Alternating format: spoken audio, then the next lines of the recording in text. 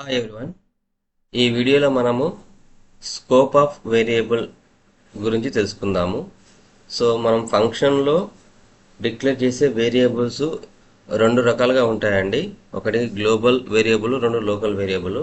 So వాటి గురించి తెలుసుకునే ముందు ఒకసారి డెఫినేషన్ చూద్దాం. ఇక్కడ a variable defined inside a function cannot be accessed outside it.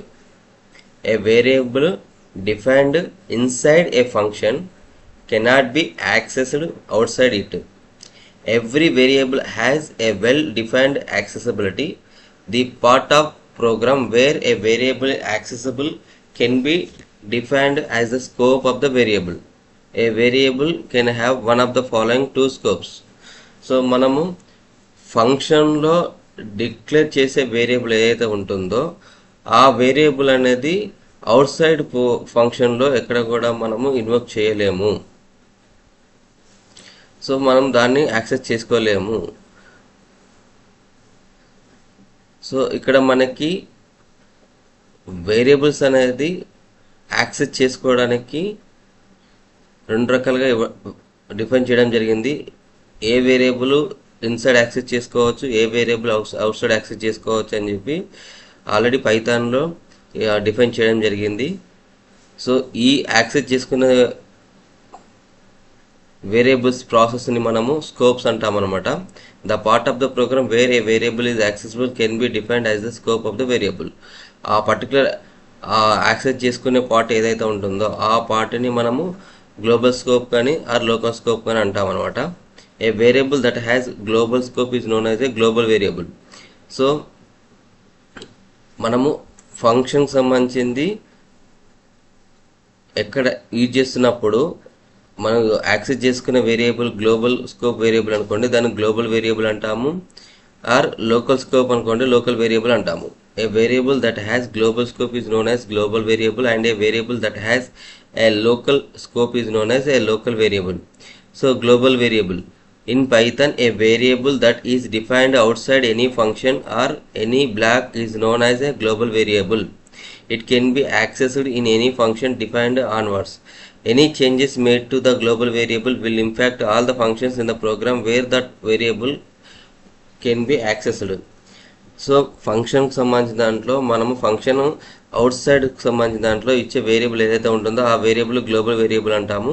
So ఆ గ్లోబల్ వేరియబుల్ అనేది మనము ఎక్కడైనా యాక్సెస్ చేసుకోవచ్చు. సో దానికి సంబంధించిన చేంజెస్ కూడా ఏమైనా జరిగితే, ఆ పర్టికులర్ వేరియబుల్ సంబంధించి చేంజెస్ జరిగితే కూడా ఆ గ్లోబల్ వేరియబుల్ ఇంపాక్ట్ అవుతుంది. అది ఆటోమేటికల్ రిమైనింగ్ వాటికి సంబంధించింది కూడా ఇంపాక్ట్ అనేది చూపడం జరుగుతుంది. Local variable, A variable that is defined inside any function.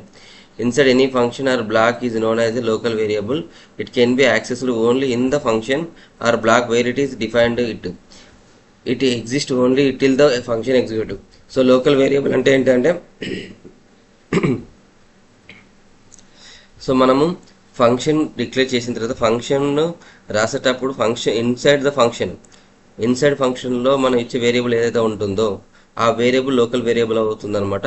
ఆ లోకల్ వేరియబుల్ ఎప్పటి వరకు యూజ్ అవుతుంది? ఈ ఫంక్షన్ ఇన్వోక్ చేసి ఫంక్షన్ ఎగ్జిక్యూట్ అయ్యి కంప్లీట్ అయ్యేంత వరకు కూడా ఈ లోకల్ వేరియబుల్ యాక్సెస్ అవుతుంది. వన్స్ ఫంక్షన్కి సంబంధించిన కాల్ పూర్తిగా ఎగ్జిక్యూట్ అయింది అనుకోండి, మళ్ళీ అవుట్ సైడ్ ఫంక్షన్కి వస్తే ఈ లోకల్ వేరియబుల్ అనేది మనకి యాక్సెస్ అవ్వదు. సో ఇప్పుడు ఇక్కడ ఒక ప్రోగ్రామ్ కూడా రాయడం జరిగింది. Number is equal to 5, diff my function y is equal to number plus 5, print accessing number global in my function value is equal to number, print accessing y local variable of my function accessible value is equal to y. So ఇక్కడ ఏంటి అంటే ఈ number ఉంది చూసారా, ఈ number అనేది global variable అవుతుంది. ఎందుకంటే నేను ఫంక్షన్కి సంబంధించింది కంటే ముందే డిక్లేర్ చేశాను. ఇది అవుట్ సైడ్ ఫంక్షన్లో ఉంది కాబట్టి ఇది గ్లోబల్ వేరియబుల్ అవుతుంది. ఈ గ్లోబల్ వేరియబుల్ సంబంధించిన వాల్యూ ఎంత ఇచ్చాము? మనం 5 ఇచ్చాము. సో నెక్స్ట్ ఫంక్షన్లో ఇన్సైడ్ కోడ్లో మనం ఏం చేసాం? y is equal to number plus 5 అన్నాం కదా. సో ఇక్కడ y అనేది లోకల్ వేరియబుల్ అవుతుంది. సో ఈ నెంబర్ అనేది ఇక్కడ ఆల్రెడీ గ్లోబల్ వేరియబుల్ నెంబర్ మనం యాక్సెస్ చేసుకున్నాం కాబట్టి ఇక్కడ 5 plus 5 10. So y is equal to 10 అవుతుంది. సో మనం మై ఫంక్షన్ కాల్ చేసినప్పుడు సో ఫస్ట్ వన్ ఏమవుతుంది? ఈ నెంబర్కి సంబంధించిన వాల్యూ ఎంతైతే ఉందో ఆ నెంబర్కి సంబంధించిన వాల్యూ అనేది ప్రింట్ చేస్తుంది 5 అని చెప్పి. తర్వాత సెకండ్ అవుట్పుట్లో y is equal to number plus 5, so 5 + 5 10, so 10 అనేది ఇక్కడ మనకు ప్రింట్ చేస్తుంది. ఇట్లా మనం ఫంక్షన్ కాల్ చేసినప్పుడు ఈ విధంగా వస్తుంది. అదే సెకండ్ కేసులో local variable cannot access out side the function అని చెప్పన్నాం కదా. సో దానికి ఎగ్జాంపుల్ ఇక్కడ రాయడం జరిగింది. ఫస్ట్ మై ఫంక్షన్ అనేది ఒక కోడ్ ఇన్వోక్ చేస్తున్నాను. సో ఈ కోడ్ ఇన్వోక్ చేయగానే ఫస్ట్ ఈ ప్రింట్ స్టేట్మెంట్ ఏదైతే ఉందో ఈ ప్రింట్ మనకి ఇది ప్రింట్ అవుతుంది. సో నెంబర్ y వస్తుంది.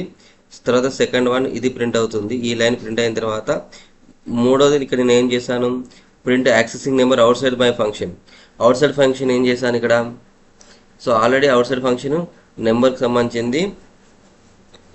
ఆల్రెడీ ఈ వేరియబుల్ గ్లోబల్ వేరియబుల్ ఏదైతే ఉందో ఆ వేరియబుల్ సంబంధించి నేమ్ ఇక్కడ డిక్లేర్ చేశాను. సో ఈ వేరియబుల్లో నెంబర్ 5 ఉంది, ఇంక ఇది ఇక్కడ కూడా అప్డేట్ అవ్వలేదు. సో 5 అనేది మనకు ప్రింట్ చేస్తుంది. తర్వాత accessing y out side the my function, ఇక్కడ ఇన్సైడ్ ఫంక్షన్లో మై ఫంక్షన్లో y అనేది మనం డిక్లేర్ చేసాము. ఇది లోకల్ వేరియబుల్. ఈ ఫంక్షన్ ఉన్నంత వరకే ఇది వర్క్ అవుతుంది. కానీ నేను యాక్సెస్ చేయడానికి ప్రయత్నం చేస్తున్నాను y అవుట్ సైడ్ ఫంక్షన్ అని చెప్పి. అవుట్పుట్ y అని చెప్పి ఇక్కడ మనకి ఎంత రావాలి, అప్రాక్సిమేట్ అయితే 10 రావాలి. కానీ 10 రాకుండా నేమ్ ఎర్రర్ వచ్చింది. Name y is not defined అని వచ్చింది. యాక్చువల్గా మనం y డిఫైన్ చేసాము, కానీ ఇన్సైడ్ ఫంక్షన్లో y డిఫైన్ చేసాము, కానీ అవుట్ సైడ్ ఫంక్షన్లో y డిఫైన్ చేయలేదు. కాబట్టి మనకి ఈ ఎర్రర్ అనేది వస్తుంది. అంటే మనకు ఓన్లీ ఫంక్షన్లో ఇన్సైడ్ ఏవైతే వాల్యూస్ ఉన్నావో అవి ఫంక్షన్ ఎగ్జిక్యూషన్ ఉన్నంత వరకు మాత్రమే ఇన్వోక్ అవుతాయి. ఒకసారి ఫంక్షన్ ఎగ్జిక్యూషన్ కంప్లీట్ అయిపోయిందంటే ఆ పర్టికులర్ స్టేట్మెంట్ అనేది అవుట్ సైడ్ ప్రోగ్రామ్లో ఇక్కడ కూడా ఎగ్జిక్యూట్ అవ్వదు అనమాట. సో ఇక్కడ మనం చూపించడం జరిగింది. y generates error when it is accessed outside of my function. Any modification to global variable is permanent and affect to all the functions where it is used. Any modification to global variable is permanent and affect all the functions where it is used. So global variable సంబంధించింది ఏమైనా modification చేస్తే అవన్నీ కూడా ఫంక్షన్లో use చేస్తున్న variable ఎక్కడైతే global variable use చేస్తే అవన్నీ కూడా ఎఫెక్ట్ అవుతుంది. If a variable with the same name as the global variable is defined inside a function, then it is considered local to the function and hide the global variable. So ఇక్కడ ఈ కండిషన్లో number is equal 5 అన్నాము. మళ్ళీ మనం function రాసేటప్పుడు మళ్ళీ ఈ global అనే కీవర్డ్ అండి, గ్లోబల్ అనే కీవర్డ్ ఉపయోగించి నెంబర్ని మళ్ళీ రీఅసైన్ చేసాము, ఇక్కడ డిక్లేర్ చేసాము. ఇది ఏమవుతుంది, ఈ పర్టికులర్ ఫంక్షన్ కాల్ చేస్తున్నప్పుడు ఈ నెంబర్ అనేది ఇక్కడ ఈ వేరియబుల్లో లోకల్ వేరియబుల్ కిందకి వస్తుంది అనమాట. సో దీనికి సంబంధించిన మోడిఫికేషన్స్ మనం ఏది చేసినా కూడా నెంబర్ వేరియబుల్ అనేది అప్డేట్ అయిపోయి ఈ నెంబర్కి సంబంధించి ఓవర్ రైడ్ చేస్తుంది. నెంబర్ ఈజ్ ఈక్వల్ 5 అనేది మనము అవుట్ సైడ్ ఫంక్షన్ ఇచ్చాము, ఇది గ్లోబల్ వేరియబుల్ అవుతుంది. బట్ గ్లోబల్ వేరియబుల్ మళ్ళీ మన ఇన్సైడ్ ఫంక్షన్లో కూడా సేమ్ నేమ్ ఇచ్చామనుకోండి, సేమ్ నేమ్ ఇచ్చినప్పుడు సో గ్లోబల్ అనే కీవర్డ్ అని ఉపయోగిస్తే ఇక్కడ ఈ ఫంక్షన్కి ఇది లోకల్ వేరియబుల్ అవుతుంది. లోకల్ వేరియబుల్ అయ్యి అది వాల్యూ ఏదైతే అప్డేట్ అవుతుందో అప్డేట్ అయిన వాల్యూ అనేది ఈ గ్లోబల్ వేరియబుల్ని హైడ్ చేసేస్తుంది అండ్ ఇది ఓవర్ రైట్ అయిపోతుంది. ఈ ఓవర్ రైట్ అయిపోయి మనకి కావాల్సిన అవుట్పుట్ అనేది ఇక్కడ ఇస్తుంది అనమాట. If the modified value of a global variable is to be used outside the function, then the keyword global should be prefixed to the variable name in function. So global సంబంధించిన name ఏదైతే ఉందో ఈ values మనం modify చేసినప్పుడు అది out side function కూడా modify కావాలి అంటే మనము ఈ నేమ్ డిక్లేర్ చేసేటప్పుడు గ్లోబల్ అనే కీవర్డ్ అనేది ఇన్సైడ్ ఫంక్షన్లో ఇవ్వాల్సి ఉంటుంది. అప్పుడు అది ఆటోమేటికల్ అవుట్ సైడ్ ఫంక్షన్లో కూడా వేరియబుల్కి సంబంధించిన దాంట్లో కూడా మాడిఫై అయిపోతుంది. ఫైనల్గా ఇన్సైడ్ ఫంక్షన్ ఏదైతే రిజల్ట్ అనేది స్టోర్ అవుతుంది వేరియబుల్లో, అదే రిజల్ట్ అనేది మనకి వేరియబుల్ అవుట్ సైడ్ దాంట్లో కూడా స్టోర్ అవుతుంది. మనం యాక్సెస్ చేసుకున్నప్పుడు అప్డేటెడ్ వాల్యూ అనేది బయట సైడ్. ఇక్కడ ఎగ్జాంపుల్ ఇక్కడ యాక్సెసింగ్ నెంబర్ అనేది ఫస్ట్ ఇన్సైడ్ వేరియబుల్ది, ఇక్కడ నెంబర్ అనేది ఇక్కడ ఫస్ట్ 5 అని డిక్లేర్ చేశాను కదా, ఈ 5 అనేది ఇక్కడ ప్రింట్ అవుతుంది. సెకండ్ టైం నేను నెంబర్ ఈజ్ ఈక్వల్ 10 అని డిక్లేర్ చేశాను, సో సెకండ్ టైం 10 అని వచ్చింది. మళ్ళీ నేను ఫంక్షన్ కాల్ చేసినప్పుడు ఈ రెండు ప్రింట్ స్టేట్మెంట్ ప్రింట్ అవుతాయి. తర్వాత ఇంకొక ప్రింట్ స్టేట్మెంట్ నేను యాక్సెస్ చేసుకుంటున్నాను, ఇది అవుట్ సైడ్ ద ఫంక్షన్ అని చెప్పి. సో ఇక్కడ నెంబర్ అనేది 5 అని కాకుండా ఇక్కడ 10 అవుతుంది అనమాట. అదే ఇక్కడ నేను 20 అని అప్డేట్ చేశాను అనుకోండి, సో ఇక్కడ 20 అని వచ్చింది. ఈ విధంగా మనము గ్లోబల్ అనే కీవర్డ్ ఉపయోగించి కూడా ఈ వేరియబుల్ అనేది లోకల్గా మనం యాక్సెస్ చేసుకోవచ్చు. తర్వాత ఆ అప్డేట్ అయిన వాల్యూని కూడా మనము అవుట్ సైడ్ వేరియబుల్లో కూడా స్టోర్ చేసుకోవచ్చు. ఇది వేరియబుల్ స్కోప్ అండి ఫంక్షన్లో. ఈ వీడియో మీకు నచ్చితే లైక్ చేయండి, షేర్ చేయండి, సబ్స్క్రైబ్ చేసుకోండి. Thank you to all.